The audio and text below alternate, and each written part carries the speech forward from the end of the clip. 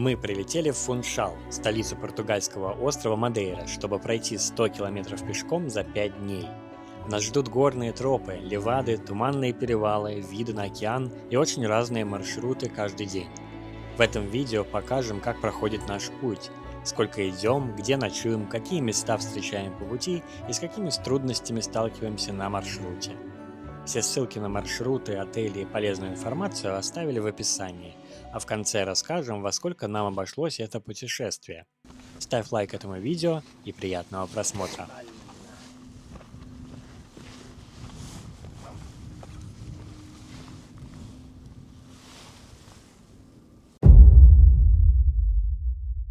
Итак, понедельник, первый день. У нас сегодня нету хождения, у нас сегодня организационный день. Все мы будем заселяться в нормальный какой-то отель. Завтра утром у нас там будет брифинг. У нас тоже организационный день. Мы сейчас поедем в аэропорт для того, чтобы сдать в локеры вещи, которые нам не нужны с собой. И у нас останутся только наши вот эти вот туристические. Ты готов, Руслан? Да, Руслан готов. Мы приехали в Фуншал на день раньше, чтобы успеть восстановиться после перелета, купить сим-карты и погулять по городу. Покатались на канатной дороге и погуляли в тропическом саду. Билеты лучше покупать онлайн, чтобы избежать очередей. А в завершении дня увидели парад в честь фестиваля цветов, который проходил во время нашего приезда. Ехали мы до аэропорта, сейчас спустились на нулевой этаж, и здесь есть luggage-room. Здесь вот прямо вместе с парковкой вот такой вот luggage-room. Стоит это все $4.50 за один пис багажа. Можно оставлять на 15 дней. Оплата картой либо кэшем.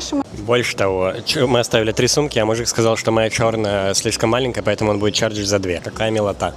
Сейчас сядем на автобус, и у нас остановка автобуса прямо напротив нашего вот этого отеля. Это Н-отель Магнолия. Она находится чуть подальше от центра, но зато с бассейном. Там такой прям классный отель. Водитель перед тем, как запускать людей в автобус, открывает багажное отделение, заходишь, говоришь ему, куда едем. И потом просто говоришь, сколько билетов. И он тебе выдает. Мы дали ему 50 евро, он дал сдачу, все без проблем.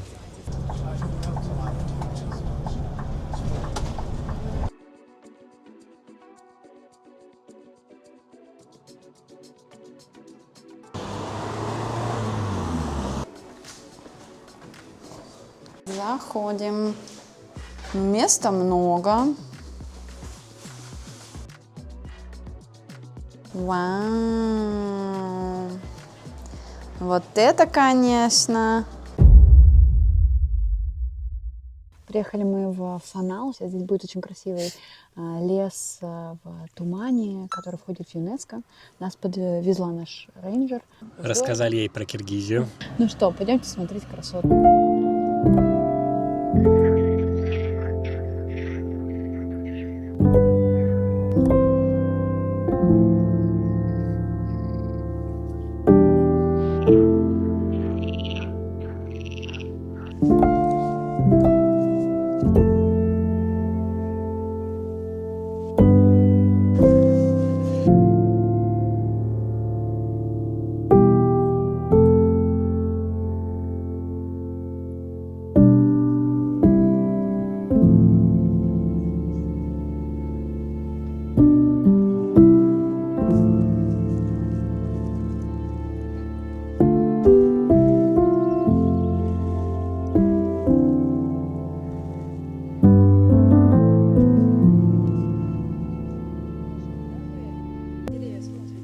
Смотрим на деревья. О, птичка прилетела, видел? Попала в кадр, да.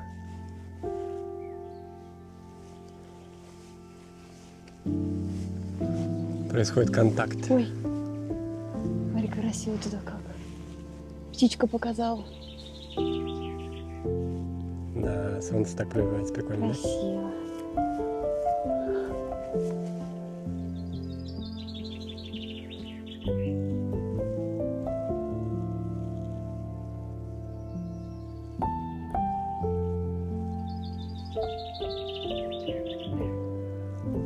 Прикол.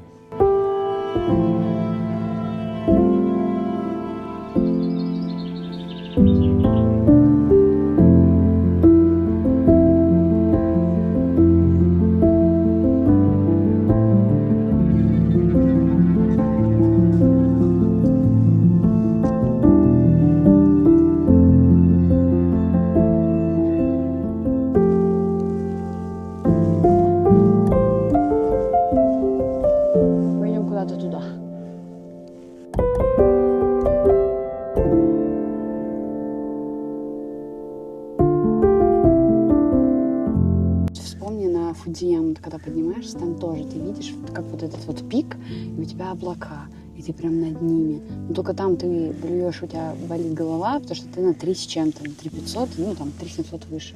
А здесь ты на 1200, то есть ты себя хорошо чувствуешь, все зелено, пахнет, но при этом у тебя здесь плавают облака. То есть это такой, ну, классный. Еще раз, полный циркл. Вот что тут. Уи. О нет, я бы не крутилась. Ну и запах. Это мой фетиш. Я очень люблю, когда пахнет. И здесь прям пахнет. Пахнет очень вкусной травой, цветами. Такой какой-то вот аромат.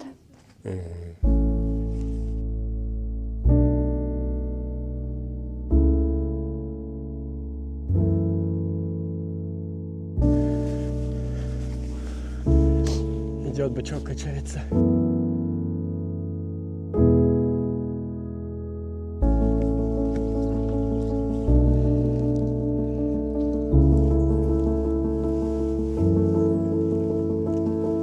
Расчехляем пол. Палки, настал момент. Ну, в целом здесь все время какие-то спуски, подъемы, поэтому палки вообще лишними не будут.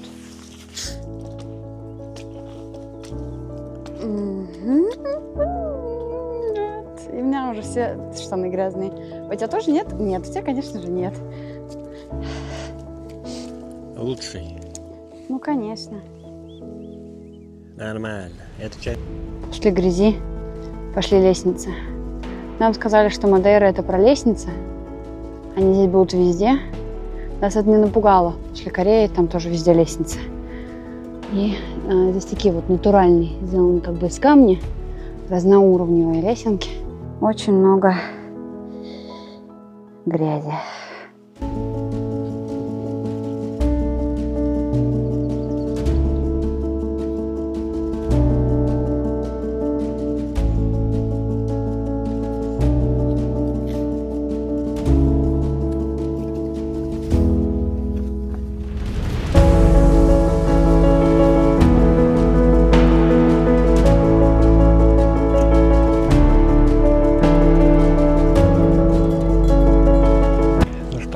Дошли до пит-стопа. По идее, это просто жор-стоп. Это должно быть viewpoint, но viewpoint выглядит вот так. Прошли больше половины. Едим ланч. Иметь ланч приятно. Да. Мы проголодались. Но в последний момент сказали, вы что, тупые? Что ничего не заказали? Еду. А мы подумали, что это как же в Доломитах, а там мы страдали от того, что заказали. И ничего не заказали. Но в итоге нам написали, сказали, вы не будете страдать, тут нечего есть. Ну и реально негде ничего было поесть. Туалетов тут нету, надо ходить по-деревенски. Не хватает большого такого табло информационного, где ты прям видишь весь этот маршрут, и тебе проще ориентироваться на пути, ты понимаешь, где, чего и как, то тут ты вот просто идешь. У тебя есть твой трекер, и ты просто... Я очень плохо читаю карты, все эти GPS, BBS. Меня в школе учили определять вот это вот, знаешь, по пальцу и по мху, где мох растет, там север, туда и иди. А вот GPS-файлы, это, конечно, не для меня, я там ничего не понимаю. Я сегодня уже 2 раза ходила не в ту сторону.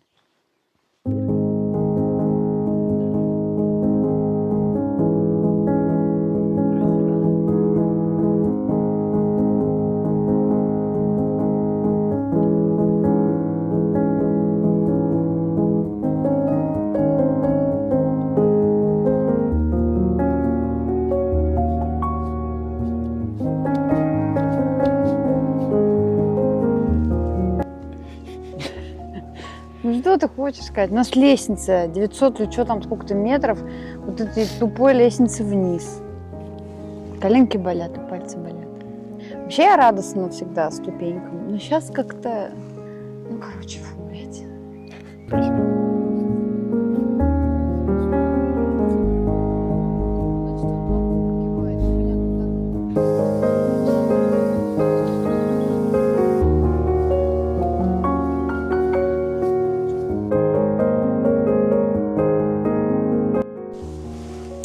Мы дошли. Это быстрый обзор нашего коттеджа. Здесь будет только наша группа. У нас комната на 2.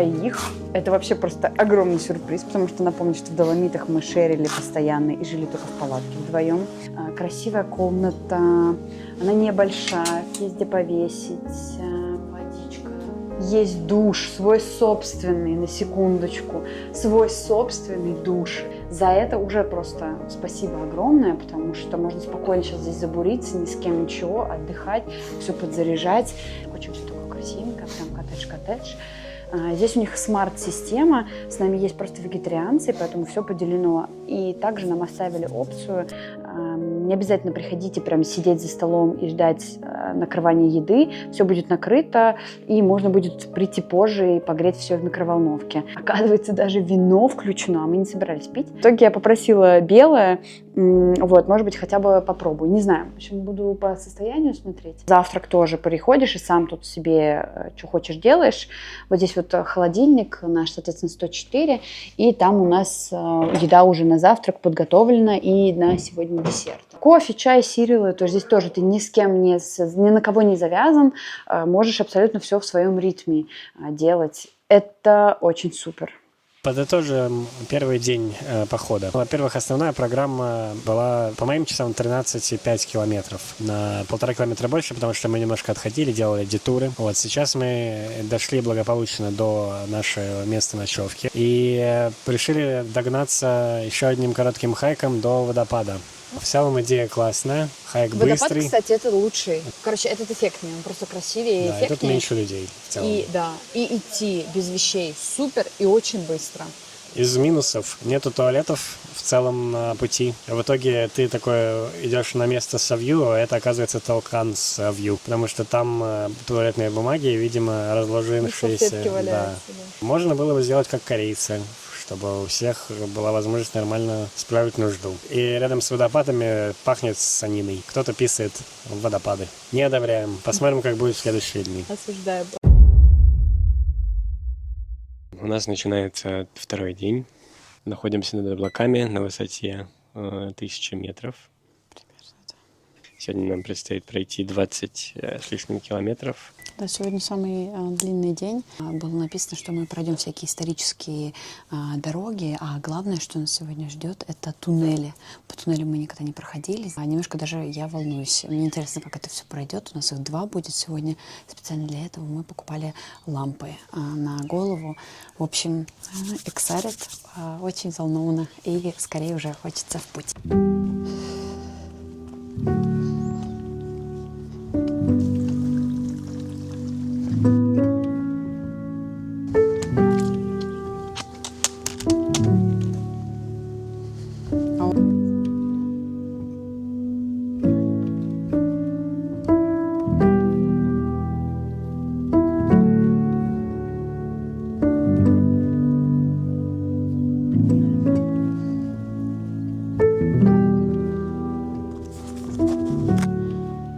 Руслан.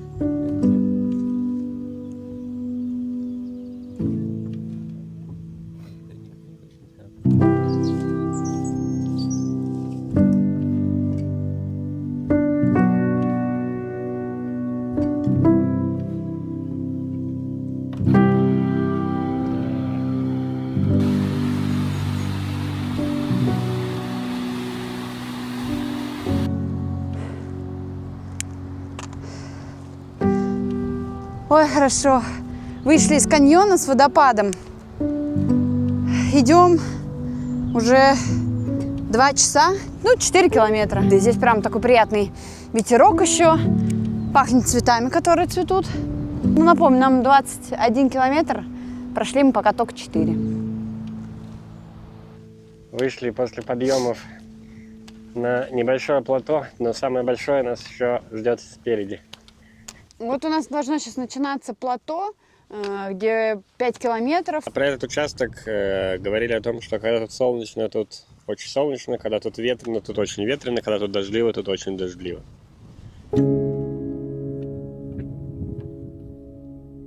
Я надеюсь, я похожа на ковбоя? Если я не похожа на ковбоя, то зачем все это тогда? Все красиво. Смена ландшафта — это прикольно. Идем как в США. Очень чем-то напоминает. Прям каньонов не хватает.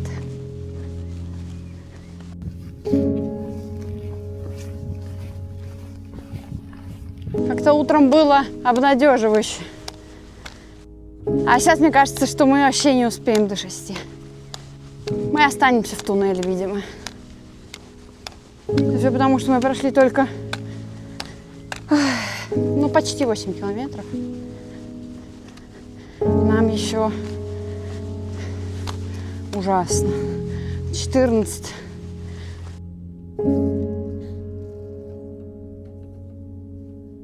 Дошли до первого привала. Единственного. Да. Он находится Ланчтайм. в тени леса.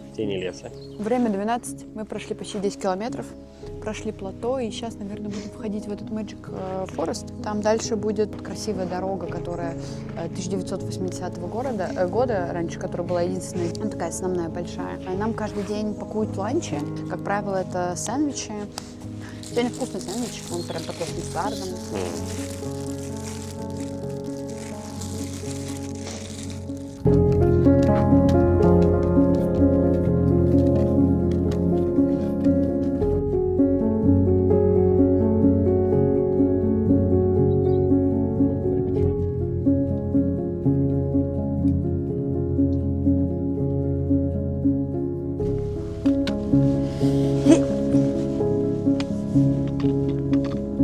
Красиво.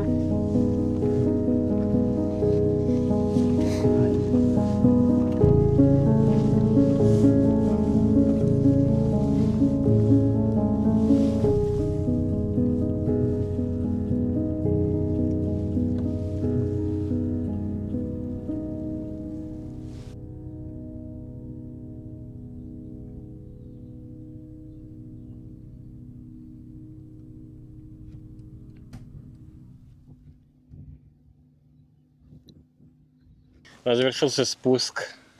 Мы были скайвокерами, потому что ходили по облакам. Теперь мы входим в зону зеленого леса, которая будет длиться сколько? Километров 7. 7 километров. Тоже спуск, но под тенью леса. И должно быть приятно и красиво. Ура! Красиво и приятно.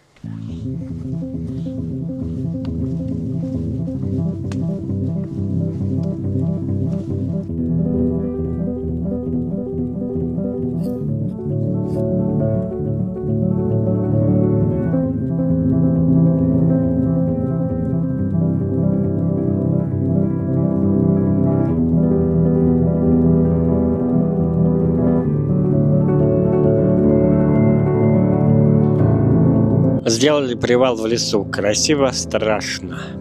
Но тут всякие булыжники.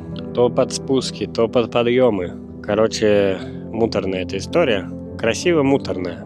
Решили немножко передохнуть. Да блин, нам еще пиздец как далеко. Я не в ту сторону смотрела. А я думаю, где туннели? Нормально. Ну не, на самом деле, нам не так далеко. Нам ну, как будто бы виден конец. Просто подустали. После 15-го или там какого-то вот уже, когда 14-15 километр, очень сложно уже наслаждаться всем вокруг и не замечать болячие ноги или спину или еще что-то. Становится сложно. Вышли из леса, уже тест-драйв мини-туннелей начался. Они не длинные, видно насквозь, но приятненько идти по ровному и немножко холодному туннелю.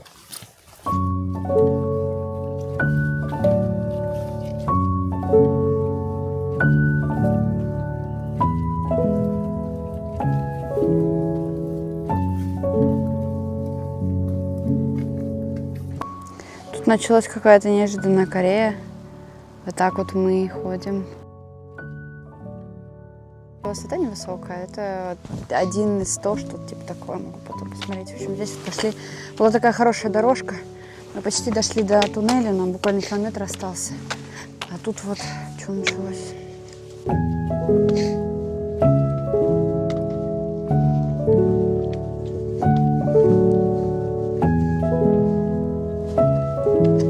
Красиво цветы цветут. Вот эта лестница, она меня просто убила. Во второй половине хайка, короче, левая икра немножко начала побаливать, а внизу, ниже колена. Довольно болезненно спускаться стало по ступенькам. Сейчас финишная прямая для туннеля первого. Еще 4 или 5 километров осталось. Удивительно, всегда рядом, всегда с нами что-то происходит. Сегодня 20 число. Как раз подошли к первому туннелю, который нам предстоит. Нам относительно недалеко осталось до отеля. Но тут мы заметили что-то странное, стали байки спускаться по лесу. И потом, когда мы стали выходить, оказалось, что сейчас проходит байк-рейс. Их там больше, чем 100 с чем-то участников. И они вот по этим тоненьким путям тоже проезжают, в том числе и по туннелю. И дальше Руслан вспомнил, какое сегодня число, и 20-го, а это PR17, на эти пути надо было покупать специальные билеты. И когда мы покупали наши билеты, на этот день все было забукировано, закрыто. И нам, Руслану это показалось странным, и он нашим гайдам написал о том, что типа там что-то странное, там весь день занят и нельзя купить. На что он сказал, такое видит в первый раз, но скорее всего все будет ок. И сейчас мы поняли, что на самом деле происходит. Это байк-рейс. Из хороших новостей то, что мы здесь не одни. Во-первых, двое из нашей группы. Это приятно, что мы не самые последние. Тут как-то вместе переживаем это все. Ну и в целом классно, что мы здесь тоже не одни, а как бы еще есть другие люди. Потому что я уж подумала, ну все, сейчас приедет полиция Мадейры, скажет, что мы вообще незаконно ходим по трейлу, а штрафуют нас еще на 1 000 000 евро.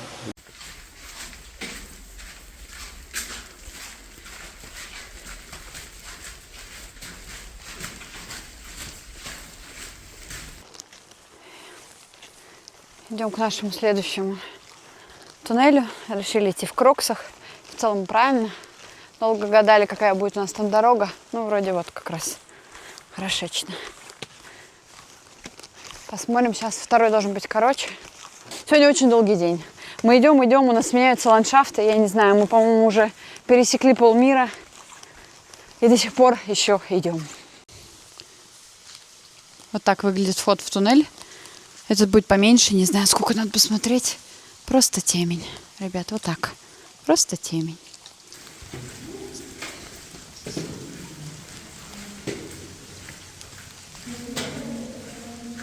Мы пошли. Вышли мы из 2 туннелей, кроксы переобули. И это было очень хорошим решением, потому что там была холодная водичка, и было приятно ножкам с холодной водичкой повзаимодействовать. В целом просто была вода. В итоге мы зашли, думая, что все велосипедисты уже закончились, но в туннеле мы все-таки встречали велосипедистов. Там был маневр, когда нужно было прижиматься нам к стенке, а велосипедисты над водой приносили велики. И все у нас получилось хорошо. Поэтому... Очень дружелюбные велосипедисты. Хотя мы в этой ситуации не правы. Второй город был покороче. Там была водичка поспокойнее. Но немножко почиркали рюкзачками. Идем, спускаемся последние несколько километров до гостиницы. И будем там чилить и откисать. Ну что ж, мы наконец-таки добрались до нашего отеля. Видим ванну. Ванна большая. Комнатка на 2. Все супер. Есть свой чайничек. Можем завтра сами тут себе что-то ширым-бырым-бырым. Ну и, конечно, здесь есть балкончик. Балкончик — это всегда хорошо. Ой, слышно, вода падает. Ну, хороший балкончик. Что ж, сегодня начинается наш 3-й день хайка. Мы доехали за чуть больше, чем час от нашего отеля до точки высадки. Хорошие новости заключаются в том, что сегодня, во-первых, отличная солнечная погода. Сегодня мы посещаем самую высокую точку на Мадейре, 1800.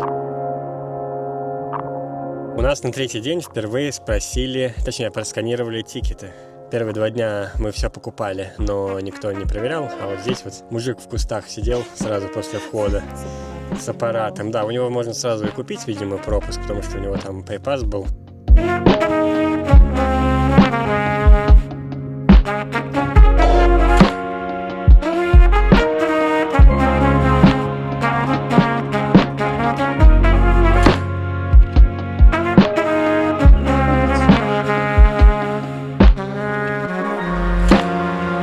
То, что это одна из самых популярных точек, пока народу вообще не так много. Очень красиво. Сегодня жаркий день, мы впервые в шортах. Тут такой плавный подъем. Нам часы говорят, что мы нифига не работаем первые 2 дня.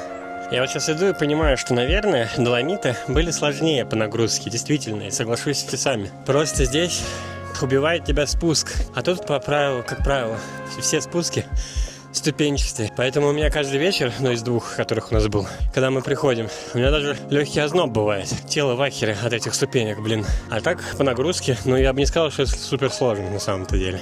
Такие мысли у нас исключительно только в первую половину дня. Да. День, когда мы без багажа. Вон туда наверх мы идем. Происходит одевание, переодевание. Пика Рувия. 500 метров осталось.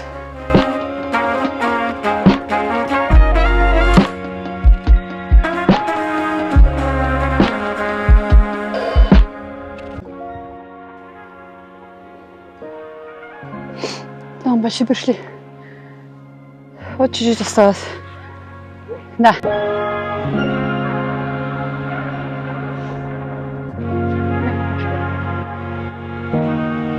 Тупи-ту, тупи-ту.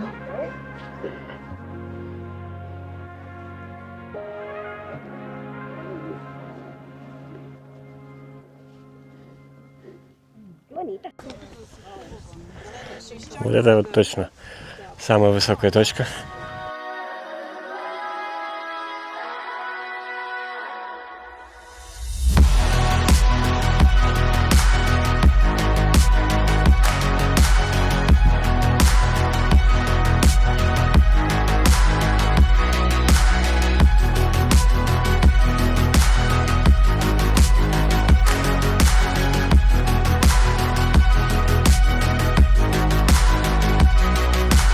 В общем, нам еще километра 3. Здесь были ступеньки, дорожка, ступеньки, камни, камни, дорожка. То есть все чередовалось, и поэтому ты как-то по-разному идешь. Ну и плюс мы все-таки налегке, поэтому это тоже чувствуется. То есть, но у нас все равно есть слабое звено. Интересно, кто это. Бережем ногу Руслана. А пока вот у нас уже знак. Мы идем Ильха. У нас в приложении было написано, что вот здесь вот самое опасное, за то, что все это может быть мокрое, в дожде. Мы этого миновали. У нас прекрасная солнечная погода, виды, все сухо, поэтому нормально. Тур так построен, что очень много спусков и очень мало подъемов. Нам сказали тут в целом, что Мадейра считается местом ступенек. Ты когда идешь вниз, смотреть, как люди поднимаются, страшно. Так не хочется, тем более, когда это с большими чемоданами. А с другой стороны, просто только как будто бы спускаться, очевидно, что вот у тебя там и забиваются всякие места. Хочется как-то чередовать нагрузку. Мы пришли с большого спуска на Lunch Place. Сейчас время 16:17. У нас есть 15 минут на покушать. Кушаем вот с таким видом на деревушку Илха. Нога у меня вроде рассосалась под конец спуска. Это просто нереально. К таким вещам как будто бы, да, надо подготовиться. Мы, кстати, не смотрели их план тренировок. Надо посмотреть, что они там советовали. Потому что мы сами виноваты, но вообще там есть приложение, типа, подготовиться. То, с одной стороны, ты, может быть, физически норм, но вот тебе какой-то паттерн движения, все, там что-нибудь забьется, и тебе это ограничивает, либо там доставляет болезненные ощущения. И вот что тогда делать? Это не потому, что как бы, у тебя дыхалки не хватает, не потому, что силы нет тащить этот рюкзак. А вот, например, у тебя забилось там голень, а у тебя еще там, не знаю, не только сегодня, еще километры впереди таких же спусков. Это очень специфические тренировки нужны на такое. Вот мы сейчас вот так спустимся, а завтра мы вот туда уйдем. Ну, и по той стороне будем. Быстрый обзор на нашу комнату на двоих. Здесь мы заходим, здесь кроватки, полотенчики. Здесь у нас наш багаж доставленный. Вот здесь, значит, я такая, кчау, нам не надо жить с кем-то, йоу-йоу-йоу-йоу. Комнатка маленькая, у нас вот тут уже рой каких-то мух, потому что тут естественное проветривание. Соответственно, что? У нас своя туалетная, спальная, хотела сказать. Ой, какой странный этот, тут шкаф напротив туалета по какой-то такой неизведанной причине. Вот, и, соответственно, и душевая.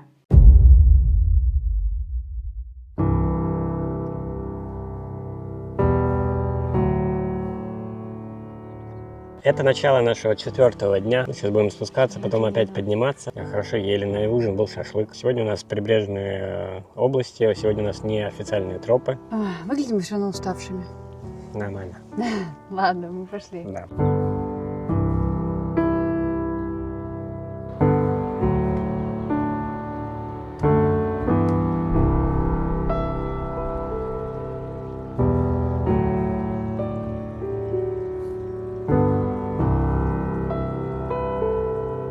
Похоже на махровые невянники или садовые ромашки. То есть реально похоже на ромашки, но они пахнут ромашками. Возможно, декоративный сорт с лохматыми белыми лепестками. Класс.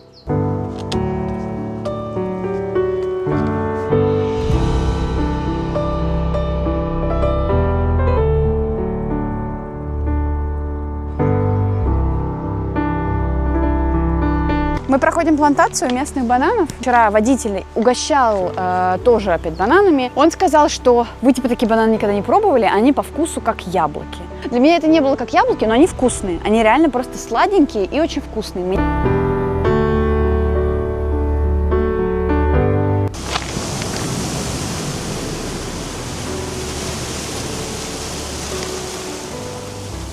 Я вот сижу, завязываю шнурки и думаю, будет ли абьюз со стороны этого Черненко.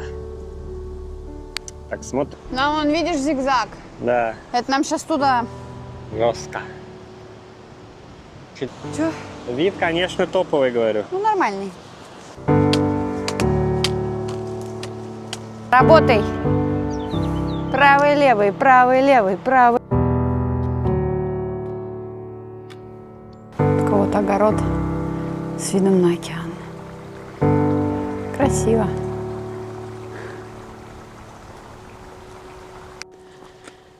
У нас прошел после океана зигзагообразный подъем. Подъемы бодрые, потные. Подъемы точно приятнее, чем спуски.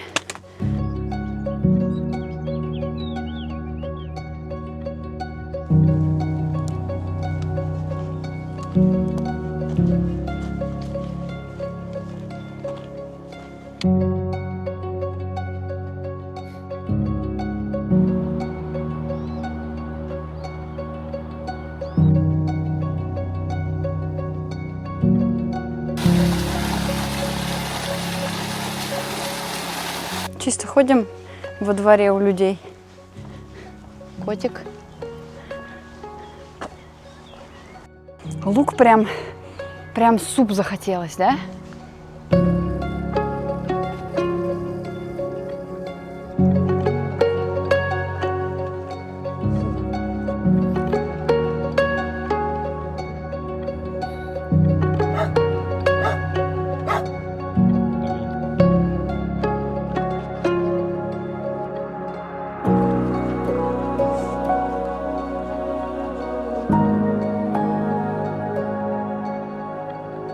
Какого размера здесь одуванчики? Прям по пояс.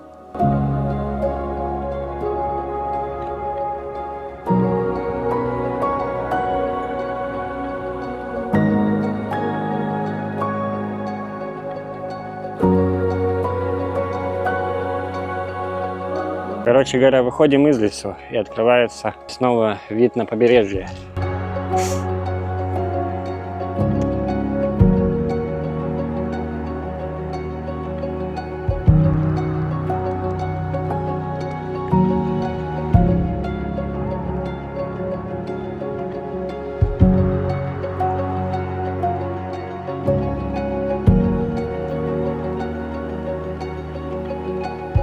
Мы заселились в домик с балкончиком. Вид классный, да? Да, размывает. Красиво.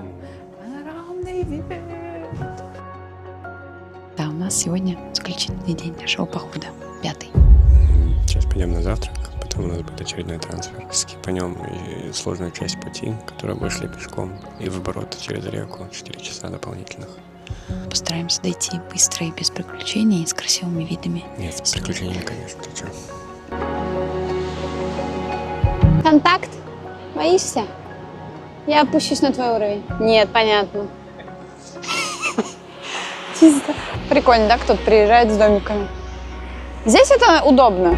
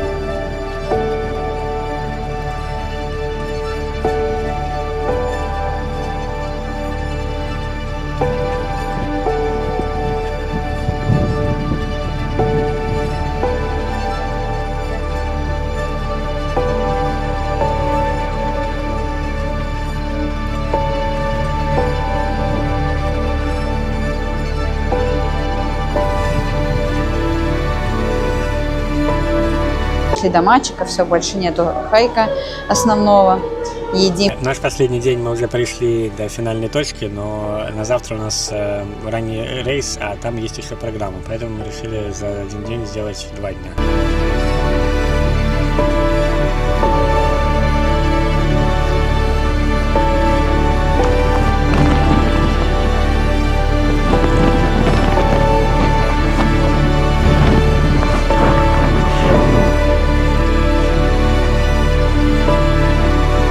Это красиво, потому что это кажется каким-то, знаешь, типа то, что можно как будто объять и потрогать. Вот, кстати, черный пляж.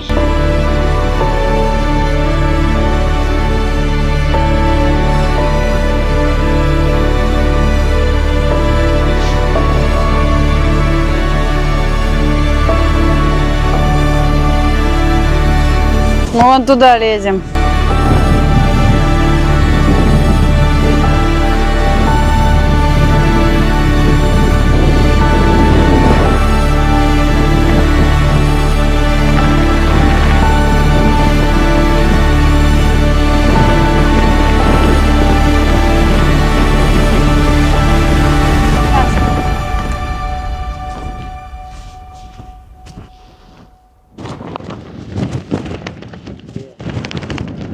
А теперь часть про расходы на такое путешествие. Все цены буду озвучивать в сумме на 2 человек. В описании под видео будет ссылка на подробную таблицу с расходами для самостоятельного ознакомления. Программа стоила 2178 евро. В эту стоимость включены дополнительные платные услуги. Ночь в отеле, откуда начинается основной хайк, питание на протяжении всего похода и трансфер багажа, начиная с 3-го дня. Ретроспективно все опции кажутся оправданными, и я бы вовсе включал их в стоимость основного тура, потому что они очень сильно добавляют к качеству жизни во время похода. Авиабилеты Москва-Касабланка-Москва и Касабланка-Лиссабон-Фуншал Лиссабон-Касабланка стоили 1841 евро. Еда и напитки на Мадейре за свой счет 301 евро. Дополнительное проживание до старта тура 248 евро. Трансферы и Uber за свой счет 116 евро. Туристические расходы 116 евро. Хранение багажа в аэропорту во время похода 63 евро. Сим-карты с мобильным интернетом 20